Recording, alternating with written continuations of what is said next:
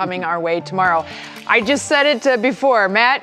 Tomorrow is going to be one of those days here in Northeast Ohio. One location is not going to have nearly the same impact as another location across the area. Right. You're absolutely right. And I think much of Northeast Ohio understands what those days means. But it is going to be very different west and east. I think we've got a pretty decent idea how this is going to unfold tomorrow. Remember, there was some uncertainty with exactly where this low tomorrow is going to go. So let's dive into what's causing this. Tonight, we've got some scattered rain out there. It's coming down pretty good down towards the Canton area, over towards the Minerva area, all heading off towards the east. This is not the main show. Doesn't look like much off towards our west, right? We still have that pattern changing front on the way. It is much cooler and very fall-like behind it. We're still in the mugginess here in Northeast Ohio this evening. But causing all the problems is this huge jet streak. You go up in the upper levels of the atmosphere, there's a big push of air coming into areas near Arkansas. And what that's going to do is spin up an area of low pressure right over Northeast Ohio tomorrow. So that's what makes things so much different on either side of the low. So we'll take you hour by hour through the day tomorrow. You can see as we're waking up tomorrow morning,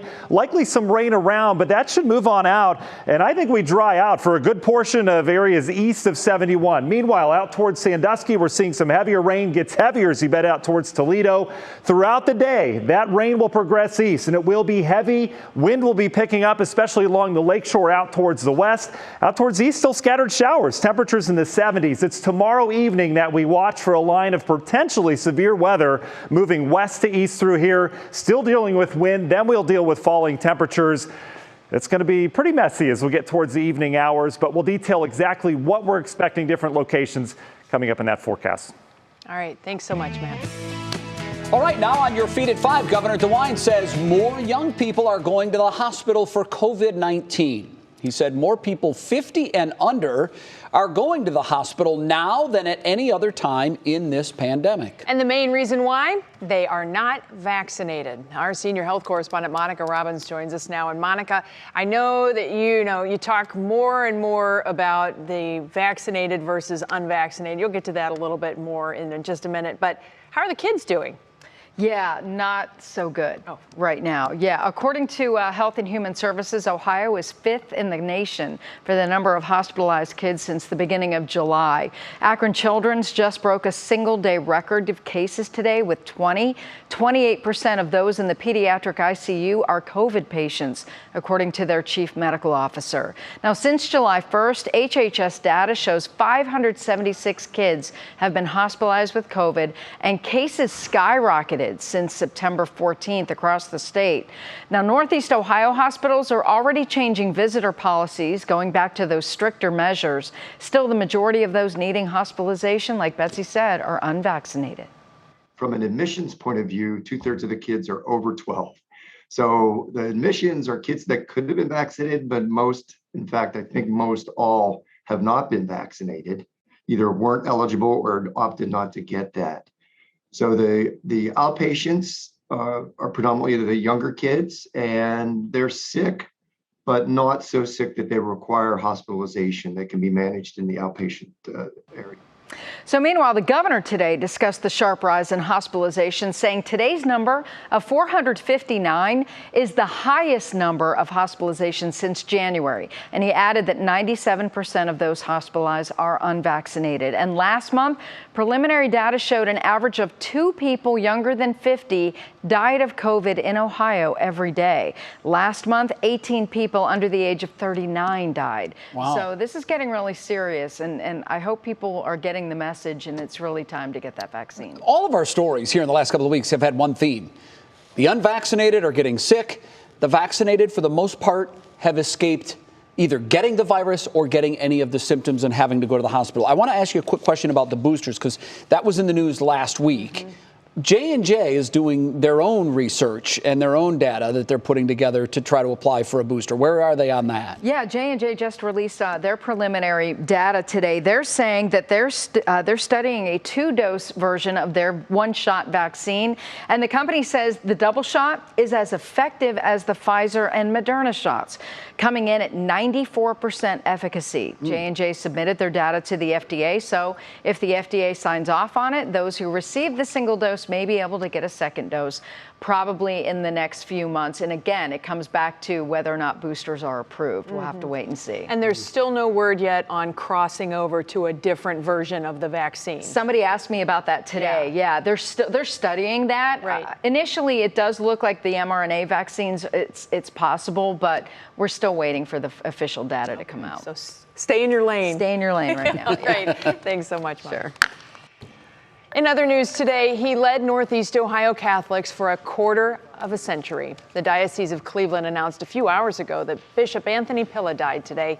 Pilla retired in 2006. Mark Namick joins us now to talk a little bit more about his legacy. Mark, this was sad news for so many across Northeast Ohio. And a name that many people will remember because he was a Cleveland native and he guided Catholics from 1981 till 2006 when he retired.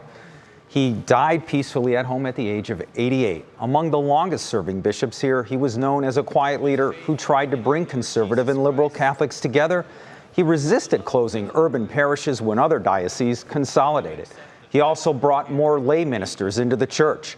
Current Bishop Edward Malesic told 3 News he administered the last rites to him and was long a big fan. But Bishop Pilla was a national figure. He was the president of the Conference of Catholic Bishops throughout the United States. So a lot of people know the name of Bishop Anthony Pilla. I did when I was studying canon law in Washington, D.C., and he was the president of the conference. And, you know, I just looked up to him. I really looked up to him. He was dealing with challenging issues, like every age has its challenges. This is what we're looking forward to being with the Lord and to reach that goal. While it's sad, we're saying goodbye, so it's a sad thing for us, but I bet he's, you know, filled with joy. Like many church leaders of the time, Bishop Pilla's tenure was clouded by the clergy sex scandal that forced him to remove priests and make the church more transparent. Known always to make a connection with people, he was in good spirits in recent days and even attended the Feast of the Assumption down in Little Italy, where he was largely lived for a long period of his time. He was a son of immigrants from Italy. Wow. And I'm sure funeral arrangements will be forthcoming. Yeah, they will be letting us know, just as they did today, about his passing, which I think kind of was under the radar until those last couple of days. All right. Thanks so much. Thank you. Appreciate it. We'll see you again on What Matters Most at 6. Well, police along one stretch of I-271 say the number of drivers speeding on the highway has seen a major increase since the pandemic. So, to slow motorists down, officers will now be using photo enforcement to issue fines. Brandon Simmons has the details on how the program will work. Police departments want you to slow down on the highway, and in Mayfield Village, they're adding technology to help enforce the rules. Instead of pulling people over, officers will snap a photo and send your citation in the mail. And the speeds are ridiculous, and I think a lot of people don't feel safe driving on the freeway. Chief Paul Matthias has been researching data from ODOT's traffic monitoring system in the village, and the data shows the number of speeders going 85 miles per hour or more on I-271 has doubled in the last couple years. On Friday alone, 45 cars were tracked going over 100 miles per hour. Between 7 and 8 a.m., there were 9 cars going northbound on 271 at 100 miles an hour or more. Instead of putting his officers in dangerous situations, the department will now use photo enforcement, similar to what is already in place on I-77 in Newburgh Heights. Council approved the new ordinance Monday evening. We're not doing fixed cameras. These are officer-operated lasers. The only difference between what we're doing now and what we were doing then is it has a camera attached to it. Fines will range from $150 for those less than 20 miles per hour over the speed limit to $300 for those 30 or more over. The average speeding ticket we're writing right now is 89 miles an hour, and that's almost 30 miles over the limit, and that's common. And that it used to be very rare you would see that. Photo enforcement will only be used on the highway to curb a very specific issue. We're not doing this to try to write tickets. We're doing this to try to get people just to collectively slow down a little bit. Now, Chief Matthias hasn't said exactly when the program will begin, only that it is coming soon. But of course, if you just slow down on the highway, you don't have to worry about the start date at all. In Mayfield Village, I'm Brandon Simmons, 3 News. That's a great way to put it.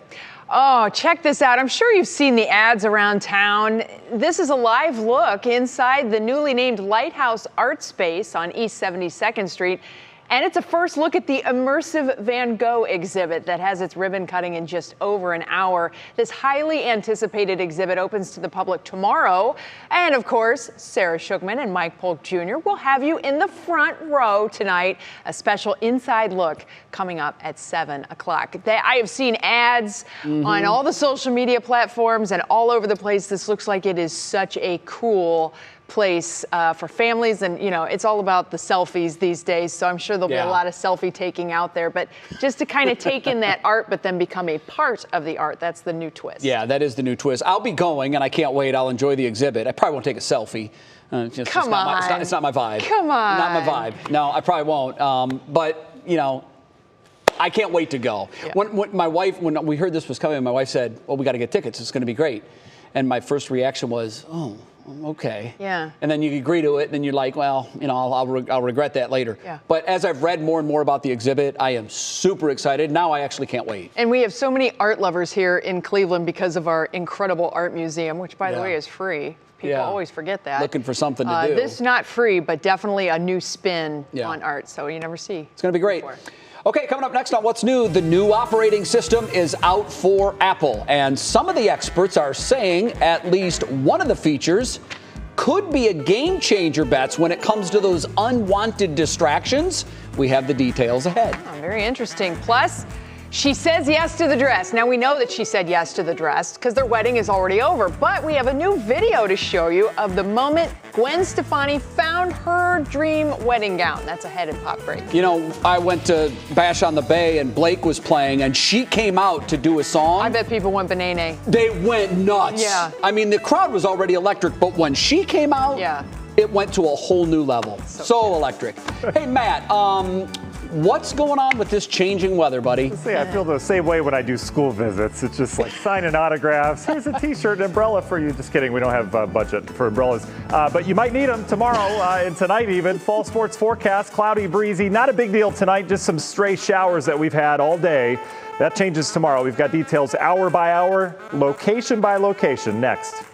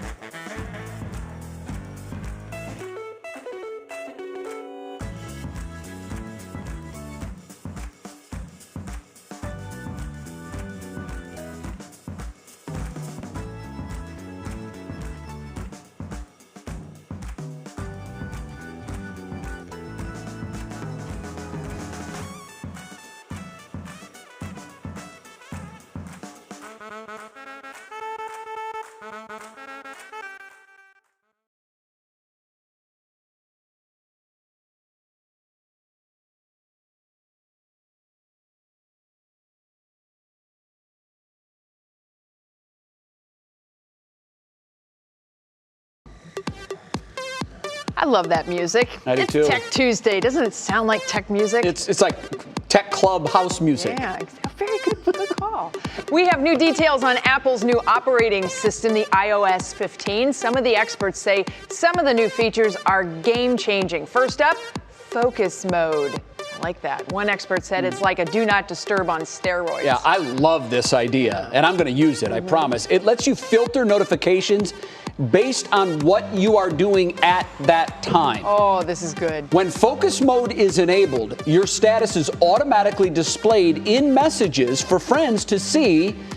That way they might be less likely to bother you. It's kind of like setting an away message on Instant Messenger, if you remember way back in those days when you could do that. Yeah, leave me alone, don't bother me. Yeah, I'm busy. Yeah. So you can choose things like working, sleeping, cooking, or even fitness if you're working out. I want one on there that just says, I don't want to be bothered. Yeah, leave me alone. I'll go next level on it. If you don't want your friends to know your every move, you can turn the feature off completely. You can also have different home screens set up based on which mode you have your phone set to. Oh my word, my phone is in my schedule already. This is gonna be crazy. All right, the other game-changing feature for tech gurus is portrait mode for FaceTime. Yes, who doesn't love portrait mode? Well, now you can blend it with FaceTime. It allows you to use an artistic blurry background behind you. Talk about being able to focus. Zoom and Skype already have this option, but the experts say Apple's is better. It's more natural. So, I've noticed in some of the football games this year, they are using that kind of a portrait focus camera on the sidelines. I think I saw it on NBC's Sunday Night Football. I may have even seen it on Monday Night Football. So if you're watching a game and you see they take a field level shot and the person in the foreground is perfectly clear, but everybody in the background is blurry, that's the portrait mode, and I love it. And if you ever see it where the person in the foreground is blurry and everything in the background is clear, that just means it's out of focus. They can tap what they want to focus on. Well, on the phone, but professional videographers, that would be. I think there's a setting on the actual camera that allows you to far focus and then pull out, and what's far in focus will stay in focus, but what's up close will be blurry. It's so easy on the phone. I love it.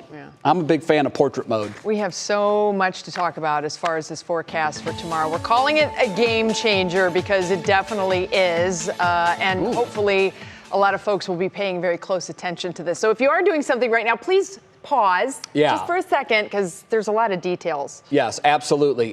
Your weather word today is, I was thinking when we were doing that story, it's nice that you can upgrade your phones and all the technology. Sometimes I'd like to upgrade the forecast. I don't know if you're able to do that, but that's your word today, upgrade. You and me both. I haven't found that button yet in our system, but we're still looking for it, Jay. Yeah, it's certainly a busy 24 to 48 hours to get through. And the reason why, I mean, we like to keep things real here. There's an area of low pressure that'll be developing and strengthening. This is our first real strong storm system that we're dealing with as we get the jet streams involved now, and we'll have markedly different results depending on where you are. So tonight, we'll get that out of the way first. We've got the clouds. It continues to be muggy. We will have some showers around, not expecting any widespread heavy rain tonight, but it remains warm. You see temperatures staying in the 60s, much like last night. And here's some of the passing rain that we have. Pretty good dose of it heading through Stark County, eventually getting into Trumbull, southern Ashtabula County. Spotty showers for the Tribe game. We're trying to get that in. I think we will, but we will be dodging some rain showers as we go throughout the course of the evening. But again, nothing widespread moving in here tonight. Cold front's off towards the west. We've been tracking this all week from the west coast. Much cooler on the back side of that. We're still on the warm side of things, but there's not a lot of activity on the leading edge of this. Just some more showers back towards Chicago. But if you look at the upper levels, the jet stream, these bright colors, these are these very strong winds in the jet stream, some 80 to 120 mile per hour winds in the upper levels, digging into areas of Kansas, much like a top. If you push this area here, you're going to get a spin on the northern periphery of that. That will spin up an area of low pressure tonight and tomorrow. That will kind of wrap all this rain together and develop some rain even further and really ramp up that wind as well. So in terms of impacts, we've divided this nicely. Betsy did a great job with this graphic. It's going to be very different depending on where you are in the viewing area. So we'll start with our northwestern counties. It's going to be rainy. It's going to be windy during the course of the day tomorrow. Heavy rain, perhaps some power outages with that as well as we get that frictionless wind off the lake tomorrow. So that's what you're going to be dealing with out towards Sandusky, Norwalk. You get down towards our southwestern counties. That includes you in Worcester, Medina, over towards Mansfield along 77. Very different morning to afternoon. We're going to start with some showers. It'll be breezy and warm in the morning. morning. We'll get that low through here. We'll see falling temps and some heavier rain and storms potentially as we get into the afternoon. Then the rest of us from Cleveland, Akron, down towards New Philly, out towards the east, we're going to be dealing with a PM storm potential. We're going to keep a really close eye on this because by afternoon, after a fairly dry day tomorrow, it's going to be warm as well. By afternoon, we'll be watching the potential for some strong to severe thunderstorms. Yeah, that's been added to our forecast as that system finally lifts out. So what's that look like on the map? Well, as we go hour by hour with your National Design Mart forecast, you can see tomorrow morning, this is an upgrade from the forecast we had last night. We will have mainly dry conditions with just some spotty showers. I think much of our day's dry east of 77. Here's the heavy rain. That's where the wind will be also. Eventually that will translate east. Here comes our frontal boundary. Afternoon towards early evening hours. This is the line of storms we'll have to watch. All modes of severe weather possible with that if that develops. And you can see as it moves off towards the north, we wrap into cool air. We've still got 70s here, 60s, even 50s out towards the west. And eventually we're all breezy with scattered showers around throughout our Thursday. In terms of rainfall, still expecting heavy rain. Bulk of it is going to be west towards Toledo, but still a good 1 to 2 inches. The other story is the wind. It is not going to be windy at all east of 71 tomorrow during the day. Strong winds, as we mentioned, out towards Sandusky. Eventually, all that wraps in here with gusty winds as we get into Northeast Ohio Thursday. Got all that? Boy, that's a lot. We'll have another update next half hour. Union Home Mortgage 7-day. 70s tomorrow and falling, 60s on Thursday. We get a break on Friday before more rain moves in here, getting on into the weekend. We'll be right back with more What's New after this.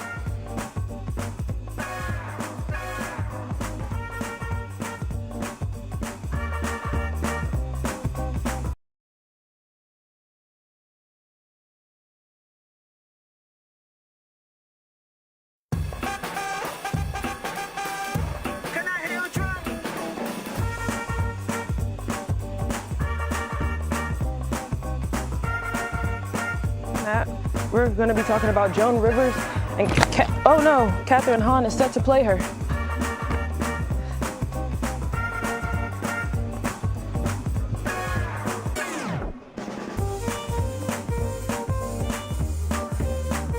Yes, I'm sorry I dropped you.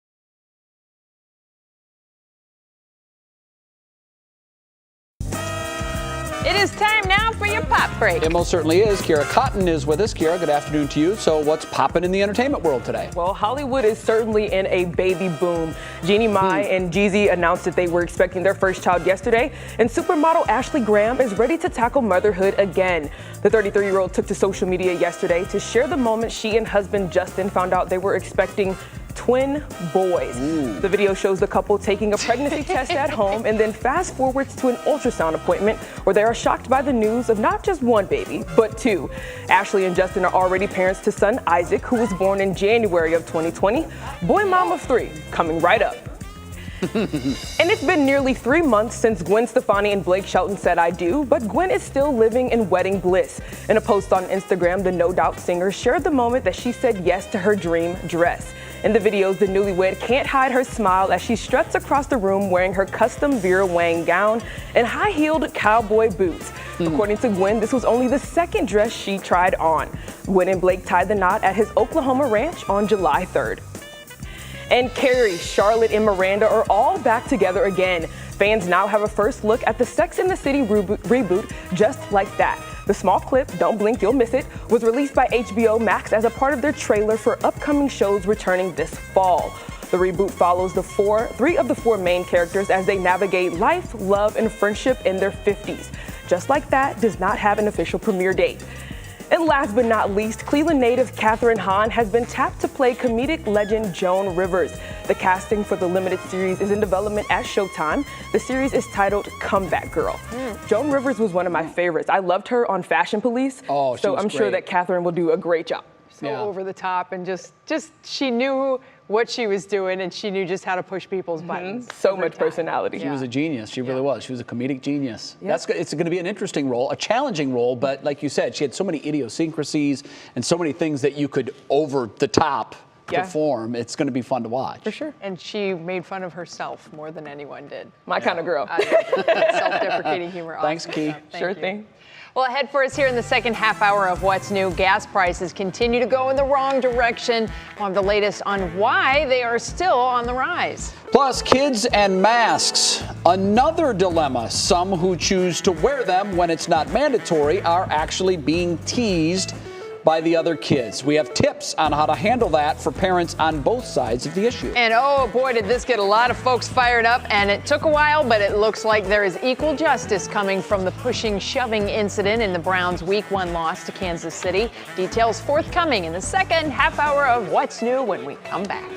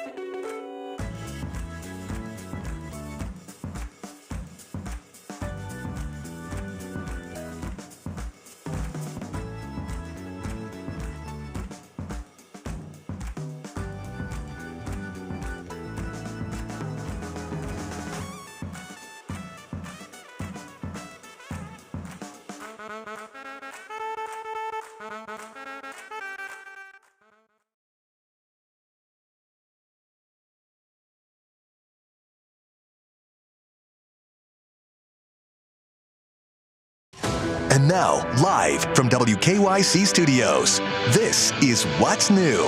And we begin with 3 things you need to know at 5:30 here on What's New. Some sad news to share as former Cleveland Bishop Anthony Pilla has passed away. The Catholic Diocese of Cleveland made the announcement earlier this afternoon. Pilla had been Cleveland's Bishop Emeritus since retiring in 2006 and was named the 9th Bishop of Cleveland by Pope John Paul II in 1980, before being installed in early 1981. Bishop Anthony Pilla was 88 years old. So far, no funeral arrangements have been announced at this time.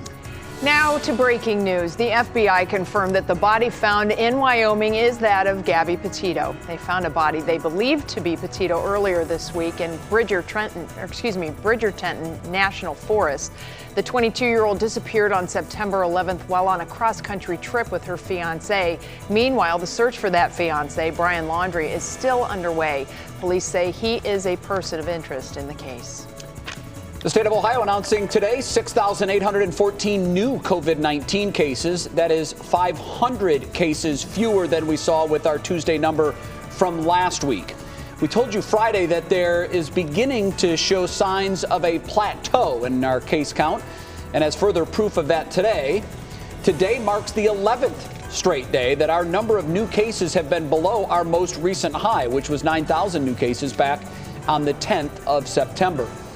Our hospitalization numbers also tend to lag more than about a week or so behind our case count, and that's why perhaps we're seeing a big spike today. 459 new hospitalizations. That's the biggest single-day number we've had since January. However, it sort of evens out because that big spike, despite that big spike, we have today just 36 more patients in hospitals today in Ohio with COVID-19 as our releases nearly kept pace with our new admissions. And with that, we welcome you to the second half hour of What's New. So good to be with you, along with Betsy Kling. I'm Jay Crawford. We have been keeping a very close eye on the forecast. Matt's going to join us with another update coming up in just a little bit. And it's so, we always think of winter weather as being impacts different east than west. This is one of those storm systems, even in the summertime, that you can get when we'll have very different outcomes from east to west. So definitely something to pay attention to. Okay, we will now to our top talker. The cost of gas keeps rising. Over the last week, the average price of a gallon of gas across Northeast Ohio jumped to $3.10. That's an 11-cent jump since last week. And mind you, usually after Labor Day, gas prices go in the other direction. That's because demand slows down. Well, at this time last year, the average price of a gallon of gas was more than $1 cheaper. It was $2.07. Now, keep in mind, prices were low a year ago because of the pandemic. Demand was far less than it is now. The lowest prices in Northeast Ohio right now are in Lorain. They have an average of $3.02. The most expensive is Ashland. Their price for a gallon is $3.15. Okay, so there's a 13 cents difference between the low and the high. So everybody generally is in that $3.10 range. Right. And even then, $3.10 is pretty pricey. And when you think about just from last year, that's a 33% increase in the price of a gallon of gasoline. Now, we looked into it. Why is this the case? Well, we had Hurricanes Ida and Nicholas in the Gulf. And because we have a lot of oil production in that region, they had to halt. And that means that our supplies were lessened. And when supply goes down, even though demand is going down, the supply is outpacing the demand, and so the prices go up. Yeah, it seems like it's really been unsteady since that whole gas supply line issue earlier this year, too. So I think they're still working through some kinks of some infrastructure problems. I think you are right on that. The experts expect that prices will fluctuate and be higher than average through October. Stupendous. So there we go. All right, well, another top talker, kids wearing masks in schools. Now, some kids are worried about getting teased by other students for wearing a mask if it's not required. Dr. Jensen at the Cleveland Clinic says parents can coach their kids on how to respond. For example, a child can simply say their mom or dad wants them to wear a mask because they think it's safe and they trust their opinion. Or they could say they have a sick relative at home. She says if your child does start to ask questions about why they have to wear a mask, make sure to explain it in a way that they can understand. Your reasons don't have to be complicated. My parents, it was a very easy reason, because I said so. That was Typically it. would be the way it was laid out to me. But, you know, I have to say I do empathize with that. Josie's in middle school. Masks are not required. She chooses to wear the mask. And basically, she just, I said, do you get teased about it? She goes, no, not really. They're just idiots if they say anything. I'm like, I am teaching her so well. By the way, Josie is how old? She's 13. She's 13 going on 40. Oh, yeah. She's a special child. Very smart. You're sweet. Can figure out how to handle situations like that. I would never worry about Josie. I will say, what you said, because I told you so, in my house, that was the golden hammer. That's it. And oftentimes you weren't allowed to ask why. And if you were found out that you weren't doing what you were told, rap. Yeah, you didn't want the consequences. But your life was over. And you know, it really was almost a bigger crime if you asked why. Yeah. I mean, you just didn't question the parents' authority. It's the way it is. And so I liked one of the answers in there is because my parents told me to do so, and I trust their opinion. Yeah. That's key. Yeah. Who am I going to listen to? You or my parents? Yeah, tease me all you want. Hopefully the You parents. can't ground me. Yeah, exactly. All right, still ahead on What's New. When this incident happened in week 1, a lot of us were saying, wait a minute. Yeah. Wait a minute. Richardson gets thrown out, the coach doesn't. Richardson gets fined, and the coach doesn't. Well, we have an update for you. That's coming up and Clicking in Cleveland. Thank goodness. Plus, where are the top views from Cleveland's best rooftop bars? It sounds like a perfect assignment for our Emily Mayfield. She's going to tackle that coming up. But first, Matt has your weather in a Giphy. This is going to be a good one. Yeah, you know, the rooftop thing, I think it's only going to be meteorologists on top of the roof tomorrow. It'll be a good day. Studying the weather pattern as it moves in. So I'll tell you what, I'll get my mic on and then I'll show you the weather. Here. That should work just fine. Technology nowadays, I'll tell you. So this is what everyone needs to do tonight before you go to bed. Find your shower cap, get it on, because you're going to need it tomorrow with the rain that'll be moving from west to east. We'll time that out hour by hour coming up. Very fashionable. Ted Danson.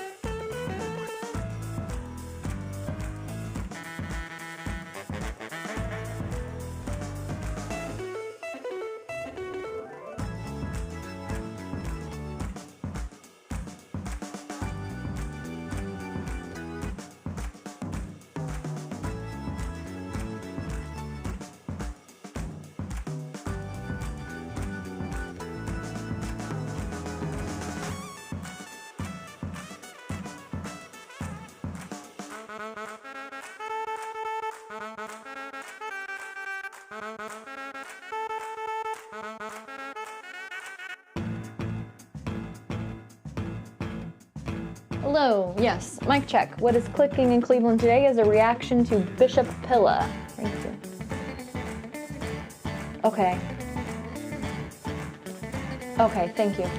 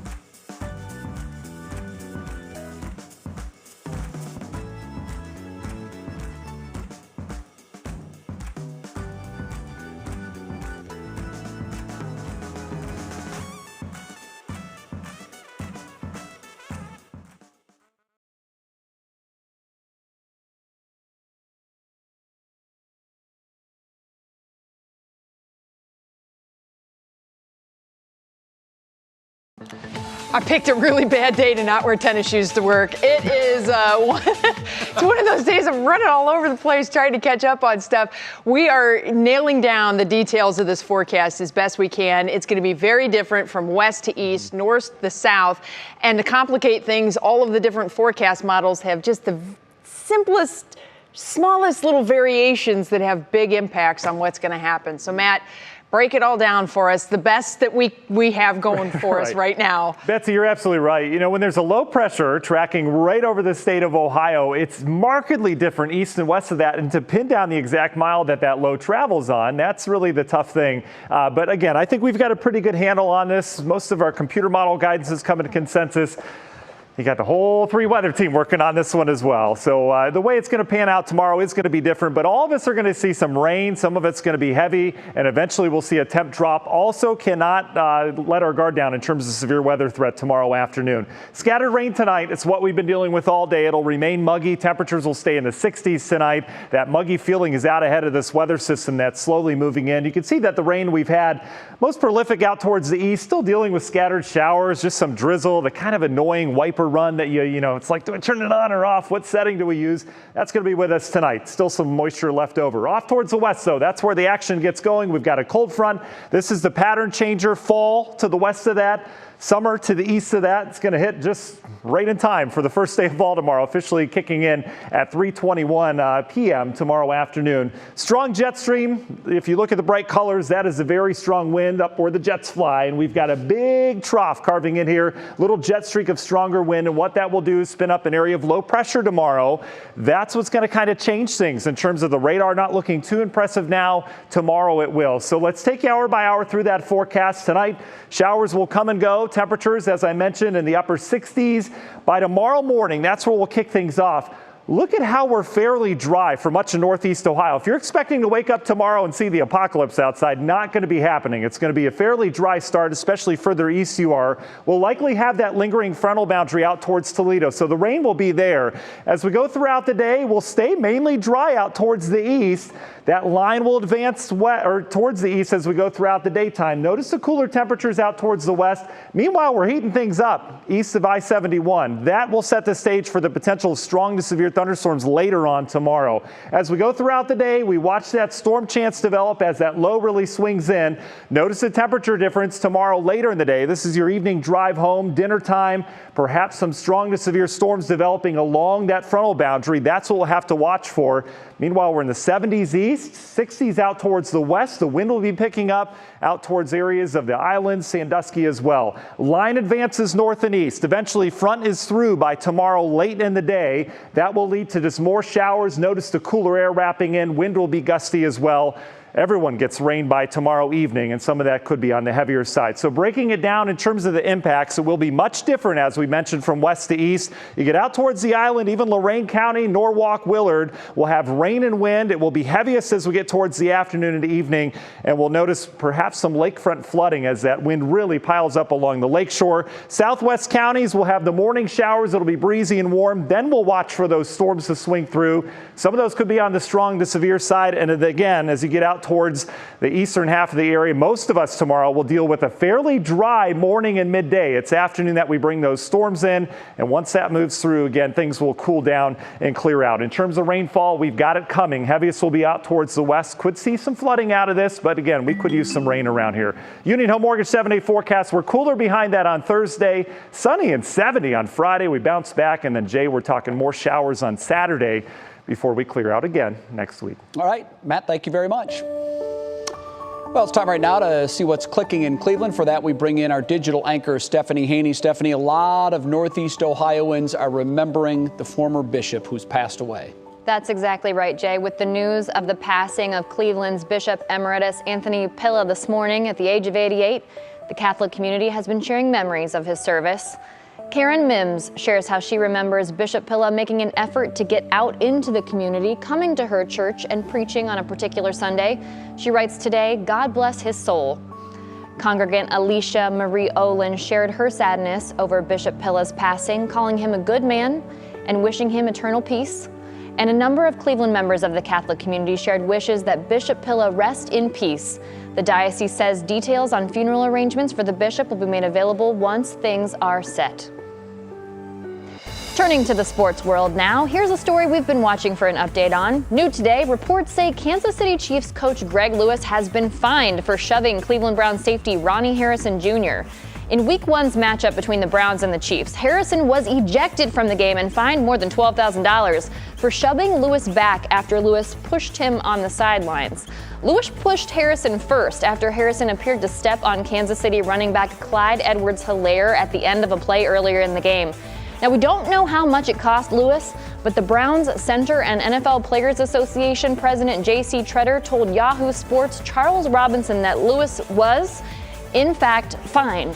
Now, the incident led to a personal foul against both teams, Jay. We remember seeing that. Now, this is an important update because several people, players included, and fans were all saying Lewis should have been ejected from that game, too. Yeah, I was stunned, Steph, that he was not, because he was the instigator. And the NFL over the last couple of years has made a real priority of punishing the instigator in any situation. And the fact that he shoved a player just stunned me that he wasn't thrown out of the game as Harrison was. That's exactly what people were saying, too. And there's something to be said about being the last one caught to act, I guess, but It seems like they're coming back around on this one. Well, you know, it used to be that the last one in, the one who responded, was caught, but with instant replay, that you can look back at a play and you can clearly see that the coach shoves the player before the player shoves the coach. So, and by the way, if you're wondering where Betsy is, she is busy over there in the Weather Center. She's crunching numbers and she's making, I think I saw smoke coming out of one of those graphic computers before. It's my ears. So, the smoke is coming out of my ears right now. So that's where Betsy is. Steph, thanks. We appreciate it. Sure. Cleveland's annual Young Professionals Week is underway. Organized by the group Engage Cleveland, events continue through Friday and showcase the many activities that Cleveland has to offer young professionals, from workouts at local gyms to meetings with business leaders. 3 News is a longtime sponsor, and this Friday, our own Mark Namick will moderate a mayoral town hall with candidates Justin Bibb and Kevin Kelly. You can see the full calendar and get all the details at engagecleveland.org. Next on What's New, rooftop bars have become increasingly more popular over the last couple of years, but which ones in Cleveland have the best views? Emily Mayfield will tackle that issue. Plus, in today's show is something good, a Pee-wee footballer running the show. It's not what you might be thinking. That story coming up.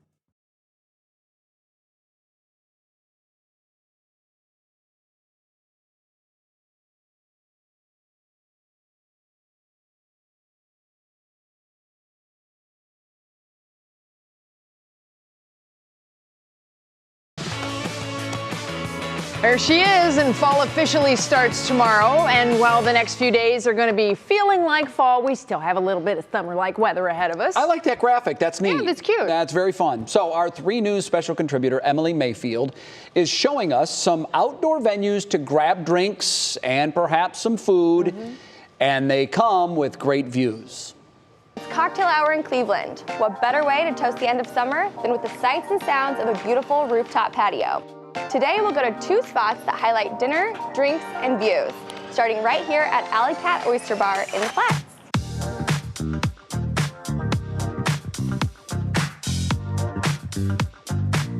All right, I am here with Casey O'Rourke, GM of Alley Cat Oyster Bar. The views are insane. Obviously, you're right here on the water. What sort of sets you guys apart from other Cleveland spots? Aside from the view, which I absolutely love, our service and our food kind of sets us apart in a lot of ways. As of right now, we're the only real oyster bar in the city. As we kind of wrap up summer and move into fall, how long can this patio space, the upstairs rooftop, stay open? As long as we possibly can keep it open. That's how we usually go for it. Speaking about the food, talk about your menu a little bit. It's definitely seafood forward. We do have a lot of options for people that don't like seafood or can't eat shellfish or anything like that. We get whatever we can get in fresh, and then we base what we're doing off of that. All right, well, I am sold on that, everything you're saying. Should we check out a few items? Absolutely, I would love to. All right, well, this all looks amazing. Casey, can you kind of take us through what we're looking at? Right here we have our kimchi deviled egg, blueberry panzanella salad, a smoked fish pate, and then this is a really popular one right now. It's the grilled octopus. I love the presentation and everything. Take me through these cocktails. This right here is the Cat's Pajamas. This one is a puree of blueberry and basil with Tito's and lemonade. That's actually my personal favorite drink. It's called Sailor's Delight, and it's a gin and passion fruit drink with a little bit of lemon juice. All right, Emily, I'm gonna leave you to it. So I'm gonna soak up these views, try some of this food, and of course have a cocktail. See you at the next spot. Next up, we're checking out Kindred Spirit and Garden City Rooftop at the Van Aken District in Shaker Heights. Come with me.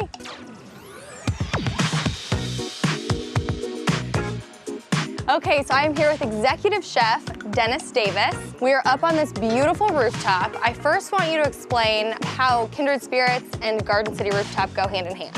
It all works out of the exact same kitchen. Kindred Spirits started as a Mediterranean-style California-infused restaurant, and Garden City is a cocktail bar that has an abbreviated menu based off of what we started downstairs. What would you say sets this rooftop space, Garden City, apart from other rooftop spaces in the Cleveland area? Well, not only the fantastic food that comes out of it, but also being a part of this fantastic family that is the Van Aken District. How long can you keep this space open? Well, that's up to the state of Ohio and Mother Nature herself. We'll have it open all through, most likely, into October. Should we head over here and maybe taste a few items? Absolutely. All right, let's go. All right, Dennis, what do we have here? We have a braised beef short rib and our house hummus underneath, falafel with a mince and chickpea inside. We have chicken thighs that are fried with a house chicken dredge. Alongside that, we have 2 cocktails that are Garden City favorites in Ordinary, and it plays on that in-between of a Manhattan and an Old Fashioned. Here we have what we call the Pool Boy, a strawberry sage lemonade and Kettle One vodka. I cannot wait to dig in. Absolutely, I'll come back and check on you. Thank you. Thank you. Okay, I have to try this hummus. I can definitely see why that does not leave the menu. That is phenomenal. Oh, and the Pool Boy. Don't hate that either. Well, there's certainly no complaining about Cleveland weather this time of year, so make sure you get outside and enjoy the rooftop views. Cheers. All right, cheers to you, Emily. I'm hungry now. Yes. And all those places look tremendous. I mean, they really do, but man. I know. And I, you know, we put that out there, and it's like now you're all fired up to go sit out on some patios. Yeah. The next and today's 72 the first day. hours Is today the first day of fall? Stink. Is that today or no, tomorrow, 3:20 p.m. 3:20 p.m. tomorrow. So the good news is you have almost 24 hours of summer left. Yeah, use it wisely. Don't worry, we will get some warm weather back in here, you know that. Where did it go? Gotta tell you, more of Emily Mayfield's stories and all the good stuff that you can follow along with her. It's a special section on our website, wkyc.com/Emily Mayfield. Kind of a big deal when you get your own section. Yeah, it is. Emily takes you on all her adventures on her Instagram page. Tell her where you'd like her to explore next on Instagram using the hashtag Emily Explores. So cute. Next on What's New, anything you can do, I can do better. Yep. It's long been a girl's mantra. We're going to tell you how one young lady is proving that on the football field, Betsy. Love it. Then on What Matters Most at 6, a high-profile trial happening in Akron is coming to a close. We'll have the latest updates for you to Stanley Ford, accused in 9 arson deaths. That update is coming up at 6.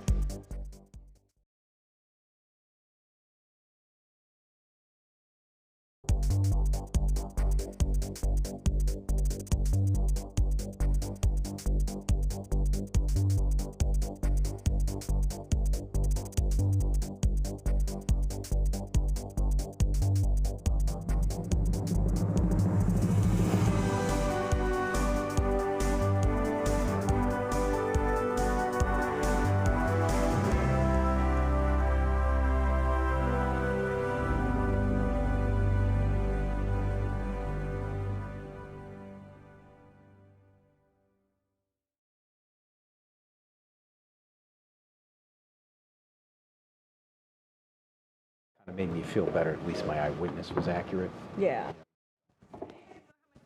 Hey, 1, 2, 3, 1, 2, 3. Today's Show Us Something Good comes from Westerly, Rhode Island. Scratchy. All And, right. and I've turned it on and off several times. Let me get it.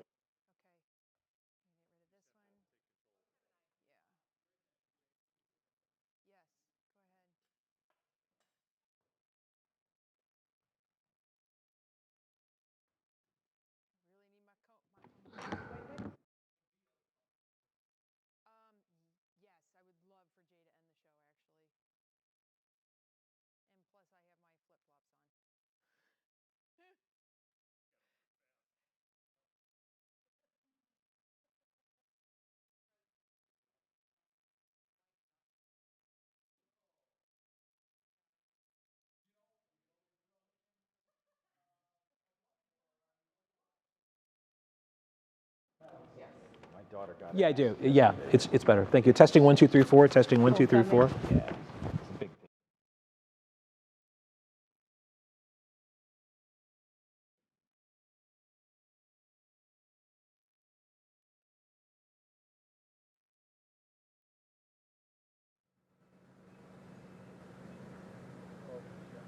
Yep, I gotcha. I'm Manny Abraham here at the University of Akron. We're talking about safety. Yes, I do. Yeah, one less. Yes, you got me.